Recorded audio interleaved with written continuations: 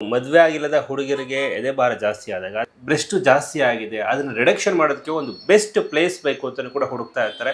ಅಂಥವ್ರಿಗೆ ಸ್ಯಾನ್ಸೋಸಿ wellness clinic best spot ಅಂತಲೇ ಹೇಳ್ತೀನಿ. ಮದುವೆ ಆಗಿಲ್ಲದ ಹೆಣ್ಣು ಮಕ್ಕಳು ಕೂಡ ಬ್ರೆಸ್ಟ್ ಜಾಸ್ತಿ ಆದಾಗ ಎನ್ಲಾರ್ಜ್ ಆಗಿದ್ದಾಗ ಅದನ್ನು ಕಡಿಮೆ ಮಾಡ್ಕೊಳ್ಳೋದು ಮತ್ತು ಟೈಟ್ನಿಂಗ್ ಮಾಡ್ಕೊಳ್ಳೋದು. ಮಕ್ಕಳಿಗೆ ಒಬ್ಬೊಬ್ಬರಿಗೆ ಹಾರ್ಮೋನಲ್ ಇಂಬ್ಯಾಲೆನ್ಸ್ ಆಗಿರ್ಬೋದು ಅಥವಾ ತುಂಬ ದಪ್ಪ ಜೀನ್ಸಿಂದನೂ ಕೂಡ ಜೆನೆಟಿಕಲಿ ಅಫ್ಕೋರ್ಸ್ ಹಾಗೆ ಆಗುತ್ತೆ. So that genetical reason family background ಅಂತ ಹೇಳೋದು ದಟ್ ಅದು ಯಾವಾಗಲೂ ಫಸ್ಟ್ ನಂಬರ್ ಅಲ್ಲಿ ಬರುತ್ತೆ ನಮಗೆ. ಅದು ಬಿ ಪಿ ಆಗಿರ್ಲಿ, ಡಯಾಬಿಟಿಸ್ ಆಗಿರ್ಲಿ ಅಥವಾ ಬೇರೆ ಯಾವುದೇ ಪ್ರಾಬ್ಲಮ್ ಆಗಿರ್ಲಿ ಎಲ್ಲಾನು ನಮ್ಮ ಅಮ್ಮ ಹಾಗಿದ್ರು, ಅಪ್ಪ ಹಾಗಿದ್ರು ಹಾಗೆ ಅಂತ ಹೇಳ್ತಾರೆ. That is the first reason. ಅದಲ್ದೇನೆ ಸೆಲ್ಫ್ ಹಾರ್ಮೋನಲ್ ಇಂಬ್ಯಾಲೆನ್ಸ್ ಆಗಿರ್ಬೋದು, ತೂಕ ಹೆಚ್ಚಾಗಿ ತೂಕ ಕಮ್ಮಿ ಆಗೋದು, ತೂಕ ಹೆಚ್ಚಾದಾಗಲೂ ಸಹಿತ ಇನ್ಕ್ರೀಸ್ ಆಗುತ್ತೆ, ತೂಕ ಕಮ್ಮಿ ಆದಾಗ್ಲೂ ಸ್ಯಾಗಿಂಗ್ ಆಗುತ್ತೆ. ಇದೆರಡಕ್ಕೂ ಸಹಿತ ಇದು ಟ್ರೀಟ್ಮೆಂಟ್ ಬೇಕು ಅಂತ ಇರುತ್ತೆ. ಆ್ಯಂಡ್ ಅದು ಅಲ್ದೇನೆ ಅವ್ರಿಗೆ ಸರ್ಟನ್ ಏನೋ ದಟ್ ಮೆಡಿಕೇಶನ್ಸ್ ಇರುತ್ತೆ, ಸರ್ಟನ್ ಇನ್ಯಾವುದೋ ಪ್ರಾಬ್ಲಮ್ ಇರುತ್ತೆ, ಅದಕ್ಕೆ ಮೆಡಿಕೇಶನ್ಸ್ ಅಂತ ತಗೊಂಡಿರ್ತಾರೆ. I will not say that particularly ಯಾವ್ಯಾವುದು ಅಂತ ಹೇಳ್ಕೊಂಡು. ಸೊ ಆ ಥರ ಆದಾಗಲೂ ಸಹಿತ ನಮ್ಮ ಬಾಡಿಯಲ್ಲಿ ವೇರಿಯೇಷನ್ ಆಗುವಂತಹ ಚಾನ್ಸಸ್ ಇರುತ್ತೆ. ಇದರಿಂದಲೂ ಸಹಿತ ಸೈಜ್ ಇನ್ಕ್ರೀಸ್ ಆಗೋ ಚಾನ್ಸಸ್ ಇರುತ್ತೆ. So then what we have to do, we have to reduce and tightening firming ಮಾಡಬೇಕಾಗುತ್ತೆ. ಓಕೆ, ಅದು ಎಷ್ಟು ಸೆಷನ್ಸ್ ಇರುತ್ತೆ ಅವರಿಗೆ? ಆ ಥರ ಸೇಫ್ ಇರುತ್ತಾ ಅದು? ಖಂಡಿತವಾಗ್ಲೂ ಇರುತ್ತೆ. ಬಿಕಾಸ್ ದಟ್ ನಾನು ಮೊದಲೇ ಹೇಳ್ದಂಗೆ breast reduction or tightening treatment ಅಂತ ಹೇಳಿದಾಗ invasive and non invasive treatment ಇರುತ್ತೆ.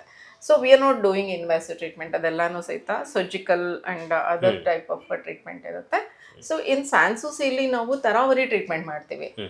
ಸೊ ರಿಡಕ್ಷನ್ ಮಾಡಬೇಕು ಅಂತ ಹೇಳಿದಾಗ it is like the radio frequency ಇರುತ್ತೆ, ಆ್ಯಂಡ್ ವ್ಯಾಂಪರ್ ಟ್ರೀಟ್ಮೆಂಟ್ ಇರುತ್ತೆ, ಆ್ಯಂಡ್ ವ್ಯಾಕ್ಯೂಮ್ ಟ್ರೀಟ್ಮೆಂಟ್ ಇರುತ್ತೆ, ಆ್ಯಂಡ್ ದ ಬಾಸ್ಟೋಪ್ಲಾಸ್ಟ್ ಅಂತ ಇರುತ್ತೆ. There are plenty of different of treatments for the different stages of ನೆಸೆಸಿಟಿಗಿರುತ್ತೆ. ಅಂದರೆ ಒಬ್ಬೊಬ್ಬರಿಗೆ ಒಂದೊಂದು ನೆಸೆಸಿಟಿ ಇರುತ್ತೆ ಅಲ್ವಾ. ಸೊ ಅದಕ್ಕೆ ಸರಿಯಾಗಿ ನಾವು ದೇಹದ ಮೇಲೆ ಖಂಡಿತ ಆಯ್ತಾ ಸೆಲೆಕ್ಟ್ ಮಾಡ್ತೀವಿ.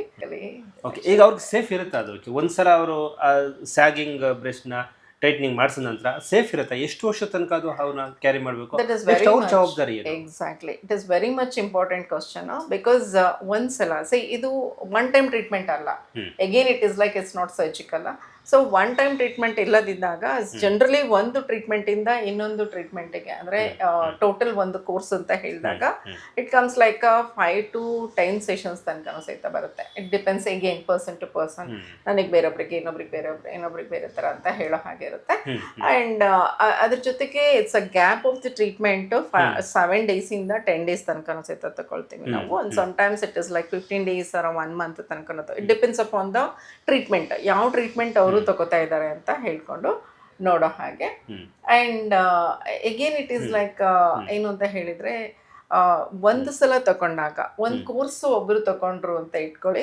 ಸೊ ದಟ್ ಒಂದು ಕೋರ್ಸ್ ಒಬ್ರು ತಗೊಂಡಾದ್ಮೇಲೆ ಫಾರ್ ಎಕ್ಸಾಂಪಲ್ ಅವರು 10 ಟ್ರೀಟ್ಮೆಂಟೇ ತಗೊಂಡ್ರು ಅಂತ ಇಟ್ಕೊಳ್ಳಿ, ಅವರಲ್ಲಿ 6 ಟ್ರೀಟ್ಮೆಂಟ್ಸ್ ತಗೊಂಡ್ರು ಇಟ್ಕೊಳ್ಳಿ. ಸೊ ಅದರಿಂದ ಅವರು 10 months ಇಂದ 5 years ತನಕನೂ ಸಹಿತ ಡ್ರ್ಯಾಗ್ ಮಾಡ್ಬೋದು. Because they have to analyse their body and along with that ನಾವು ಸರ್ಟನ್ ಮೇಂಟೆನೆನ್ಸ್ ಇದನ್ನ ಅವ್ರಿಗೆ ಹೇಳ್ಕೊಡ್ತೀವಿ. ಸೊ ಅದನ್ನ ಹಾಗೆ ಅವ್ರವ್ರ ಪ್ರಕಾರ ಅವ್ರು ಮೇಂಟೈನ್ ಮಾಡ್ಕೊಂಡ್ರೆ ಸಾಕು. And then they have to analyse ಅವ್ರ ಬಾಡಿ ಸ್ಟ್ರಕ್ಚರ್ನ, ಬಾಡಿ ಕಂಡೀಷನ್ನ ನೋಡಿಕೊಂಡು ಬೇಕು ಅನ್ಸೆ ತಗೋಬೋದು, ಅದರ್ವೈಸ್ ಅದೇ ಸಾಕು. ಓಕೆ, ಅದೇ ಒಂದ್ಸಲ ಅವರು ಎದೆ ಭಾರವನ್ನು ಕಡಿಮೆ ಮಾಡ್ಕೊಳ್ಳೋಕೆ ಟ್ರೀಟ್ಮೆಂಟ್ ತೆಗೆದುಕೊಂಡ ನಂತರ ಸೊ ಒಂದು 5 ವರ್ಷದವರೆಗೂ ಕೂಡ ಅದನ್ನು ಕ್ಯಾರಿ ಮಾಡ್ಬೋದು. ಅಂದ್ರೆ ಮತ್ತೆ ಅದು ಫಿಲ್ಪ್ ಆಗುವಂತ ಚಾನ್ಸಸ್ ಕಡಿಮೆ ಇರುತ್ತೆ? ಹಾಗೆ ಆಗಲ್ಲ. ಬಿಕಾಸ್ ಅಗೇನ್ ಅದು ಮಹಿಳೆಯರ body condition and stages of life, ಅದು ಸ್ಪಿನ್ಸ್ಟರ್ ಆಗಿದ್ರೆ ಅಂದರೆ ಮದುವೆಗಿಂತ ಮೊದಲೇ ಆಗಿದ್ದಾಗ ಅದಾದಮೇಲೆ ಮದುವೆ ಆಗೋ ಚಾನ್ಸಸ್ ಇರುತ್ತೆ, ಪ್ರೆಗ್ನೆಂಟ್ ಆಗೋ ಚಾನ್ಸಸ್ ಇರುತ್ತೆ. ಅಂದರೆ ಅವ್ರ ಲೈಫ್ದು ನಾರ್ಮಲ್ ನ್ಯಾಚುರಲ್ ಸ್ಟೇಜಸ್ ಇರುತ್ತೆ ಅಲ್ವಾ. ಸೊ ಆ ಸ್ಟೇಜಸ್ಗೆ ಅನುಗುಣವಾಗಿ ನಮ್ಮ ಬಾಡಿ ಸ್ಟ್ರಕ್ಚರು ಚೇಂಜ್ ಆಗುತ್ತೆ. ನಾನು ಏನು ಹೇಳಿದೆ ಅಂತಂದರೆ 10 ತಿಂಗಳಿಂದ 5 ವರ್ಷ ತನಕ ಅಂತಂದರೆ ಅದ್ರ ಮಧ್ಯದಲ್ಲಿ ಅವ್ರಿಗೆ ಇದು ಯಾವುದೇ ಸ್ಟೇಜ್ ಬಂದರೂ ಸಹಿತ ವೇರಿಯೇಷನ್ ಆಗೋ ಚಾನ್ಸಸ್ ಇರುತ್ತೆ. ಫಾರ್ ಎಕ್ಸಾಂಪಲ್ ಇವಾಗ ಡೆಲಿವರಿ ಆಯ್ತು ಅಂತಂದಾಗ ಆಫ್ಟರ್ ಬ್ರೆಸ್ಟ್ ಫೀಡಿಂಗ್ ಅದು ಇದು ಅಂದಾಗ ಸ್ವಲ್ಪ ಮಟ್ಟಿಗೆ ಇದಾಗುವಂತಹ ಚಾನ್ಸಸ್ ಇರುತ್ತೆ. ಸೊ ಅದು ನಾವು ಅನಲೈಸ್ ಮಾಡ್ಕೋಬೇಕು. ಹೌದು. ಇವಾಗ ಅವರು ಯುವತಿಯರಾಗಿದ್ದಾಗ ಬ್ರೆಸ್ಟ್ನ ಕಡಿಮೆ ಮಾಡ್ಕೊಂಡ ನಂತರ ಮದುವೆ ಆಗಿ ಅದು ಫೀಡಿಂಗ್ ಮಾಡೋಕ್ಕೆ ಶುರು ಮಾಡಿದ, ಹಾಲು ಕೊಡ್ಸೋಕೆ ಶುರು ಆದಾಗ ಅವಾಗಲೂ ಕೂಡ ಸ್ಯಾಗಿಂಗ್ ಬೀಳುತ್ತೆ. ಅವಾಗಲೂ ಕೂಡ ಕಂಟ್ರೋಲ್ ಮಾಡೋದಕ್ಕೆ ನಿಮ್ಮ ಹತ್ರ ಬರಬೇಕಿಲ್ಲ, ಅವ್ರಿಗೆ ಅವರೇ ಕಂಟ್ರೋಲ್ ಮಾಡ್ಕೊಂಡು ನಿಮಗೆಲ್ಲ ಟ್ರೀಟ್ಮೆಂಟ್ ಹೇಳ್ತೀರಾ ಅವರಿಗೆ? ಯಾವ ಎಗೇನ್ ತರ? ಇಲ್ಲ, ಆಮೇಲೆ ಅವಾಗ shape ಕೂಡ ಬರಬೇಕು, ಖಂಡಿತವಾಗ್ಲೂ ಬರಬೇಕು. ಸೊ ಅಂಥ ಟೈಮಲ್ಲಿ ಬ್ರೆಸ್ಟ್ ಫೀಡಿಂಗ್ ಎಲ್ಲ ಆದಮೇಲೆ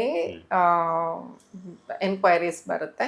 ಸೊ ಅವ್ರಿಗೆ ನಾವು ಅಫ್ಕೋರ್ಸ್ ಇಲ್ಲಿ ಕನ್ಸಲ್ಟೇಷನ್ ಬರಬೇಕು, ಬಂದಾಗ ನಾವು ವಿ ವಿಲ್ ಟೆಸ್ಟ್ ಹೇಗೆ ಯಾವ ಥರ ಏನು ಅಂತ ಹೇಳ್ಕೊಂಡು ದೆನ್ ಅದಕ್ಕೆ ಅನುಗುಣವಾಗಿ ನಾವು ಅವ್ರಿಗೆ ಟ್ರೀಟ್ಮೆಂಟ್ ಅಡ್ವೈಸ್ ಮಾಡ್ತೀವಿ. ಎಲ್ಲನೂ ಸಹಿತ ತುಂಬ ಕಾನ್ಫಿಡೆನ್ಷಿಯಲ್ ಆಗಿರುತ್ತೆ. ಯಾಕಂತಂದರೆ ಮದುವೆ ಆಗೋಕ್ಕಿಂತ ಮೊದಲೇ ಬರುವಂತಹ ಹೆಣ್ಮಕ್ಳಿಗೆ ತುಂಬಾ ಕಾನ್ಷಿಯಸ್ ಇರುತ್ತೆ ಆ್ಯಂಡ್ ಅವ್ರು ತುಂಬ ಕೇರ್ಫುಲ್ ಆಗಿರ್ಬೇಕು. ಬಿಕಾಸ್ ದ ಸೊಸೈಟಿ ಹಾಗೇನೆ, ನಾನು ಇನ್ನೊಂದು ಥರ ತಿಳ್ಕೊತೀನಿ ಅಂತ ಹೇಳುವಂತಹ ಇದಿರುತ್ತೆ. So that everything will be very confident. ಆಮೇಲೆ ಈಗೊಂದು ಮೆಚ್ಚುಗೆ ವಿಷಯ ಏನು ಅಂತಂದ್ರೆ, ಈಗೆಲ್ಲ ಹೆಣ್ಮಕ್ಳು ಅವೇರ್ನೆಸ್ ಬಂದಿದೆ, ಮುಜುಗರ ಬಿಟ್ಟು ಅದನ್ನ ಬಂದು ಮಾತಾಡ್ಕೊತಾ ಇದ್ದಾರೆ, ಸೈಜ್ ನ ಕಡಿಮೆ ಮಾಡ್ಕೊಳ್ತಾ ಇದ್ದಾರೆ. ಖಂಡಿತ ಬಂದಿದೆ. ಸೊ ಶೇಪ್ ಅದು ಫ್ಯಾಮಿಲಿಗೂ ಬಂದಿದೆ ಅಂಡ್ ಮದುವೆ ಫಿಕ್ಸ್ ಆಗಿ ಇರುವಂತವ್ರು ಸಹಿತ ನಮ್ಮಲ್ಲಿ ಬರ್ತಾರೆ. ನಂದು ಫಿಯಾನ್ಸಿ ಹಿಂಗ್ ಹೇಳಿದ್ರು, ಓಕೆ ನಂದು ಹಸ್ಬೆಂಡ್ ಕಡೆಯವರು ಈ ತರ ಹೇಳಿದ್ರು, ಓಕೆ ನೋಡಮ್ಮ ನಿಂಗೆ ಬಾಡಿ ಶೇಪಿಗೆ ನಿಂಗೆ ಒಂದ್ ಸ್ವಲ್ಪ ಹೆಚ್ಚು ಕಮ್ಮಿ ಆಗ್ತಾ ಇದೆ, ಕರೆಕ್ಷನ್ ಮಾಡ್ಕೊ ಅಂತ ಹೇಳಿದ್ರು. ಈ ತರ ಎಲ್ಲ ಕಮೆಂಟ್ಸ್ ಬರುತ್ತೆ.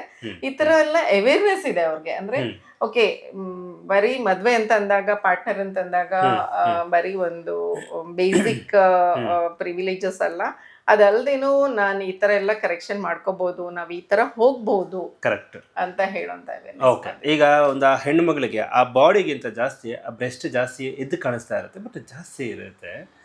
ಸೊ ಹಾಗಾಗಿ ಎಷ್ಟು ಪರ್ಸೆಂಟೇಜ್ ಅದನ್ನ ರೆಡ್ಯೂಸ್ ಮಾಡ್ಬೋದು ಅಂತ ಹೇಳಿದಾಗ we cannot say that actually ಶ್ರೀಯವರೇ, ಬಿಕಾಸ್ ನಾವು ಎಲ್ಲ ಟ್ರೀಟ್ಮೆಂಟಲ್ಲೂ ಸಹಿತ ಮಿನಿಮಮ್ ಗ್ಯಾರಂಟಿ ಕೊಡ್ತೀವಿ. ಅಂತಂದರೆ ಇಷ್ಟು ನಂಬರ್ ಆಫ್ ಸೆಷನ್ಸಲ್ಲಿ ಇಷ್ಟು ಅಪ್ರಾಕ್ಸಿಮೇಟ್ ಆಗಿ ಕಡಿಮೆ ಮಾಡುತ್ತೆ ಅಂತ. Because it is always better then before. ಆ ಚೇಂಜಸನ್ನು ಅವರು ಎಕ್ಸ್ಪೆಕ್ಟ್ ಮಾಡಿಕೊಂಡು ಇದಾದರೆ ದೆನ್ ಅವ್ರಿಗೆ ಬೇಕು ಅಂತ ಹೇಳಿದರೆ ಅವ್ರು ಪುನಃ ಕಂಟಿನ್ಯೂ ಮಾಡ್ಬೋದು.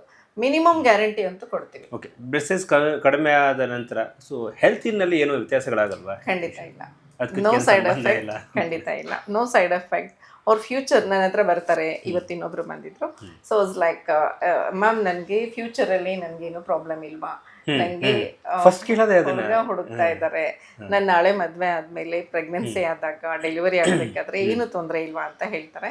ಖಂಡಿತವಾಗ್ಲೂ ಅಲ್ಲಿ ಮಾರ್ಕ್ ಬೀಳದೆ ಆಗಿರ್ಬೋದು, ಆ ಥರ ಯಾವುದೇ ಥರದ ವಿಜುವಲ್ ಚೇಂಜಸ್ಸು ಪ್ರಾಬ್ಲಮ್ಮು ಆಗಲ್ಲ.